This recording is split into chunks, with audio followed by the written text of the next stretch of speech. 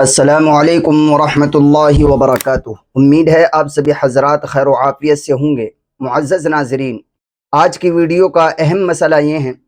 कि अगर किसी शख्स ने गुस्ल किया, चाहे वो गुस्ल बुरूदत के लिए यानी वैसे ही बशाशत के लिए, जिस्म में चुस्ती हासिल करने के लिए क्या हो, या फिर नापाकी को दूर करने वाला गुस्ल हो, किसी भी तरह का गुस्ल हो। अगर किसी शख्स ने गुस्ल किया और गुस्ल से पहले उसने वज़ू कर लिया था,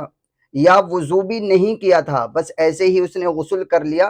तो अब गुस्ल करने के बाद में उसको नमाज वगैरह पढ़ने या कुरान करीम की तिलावत वगैरह करने के लिए उसको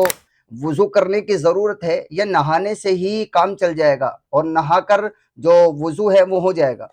तो जवाबन अर्ज़ ये है कि देखिए, गुस्ल चाहे कोई सा भी हो, चाहे तो नापाकी को दूर करने का गुस्ल हो, या सिर्फ इसीलिए आदमी नहाया हो कि वो ठंडक, गर्मी में ठंडक या बुरूदत हासिल करना चाहता हो, या अपने जिस्म में चुस्ती पैदा करने के लिए वो नहाया हो,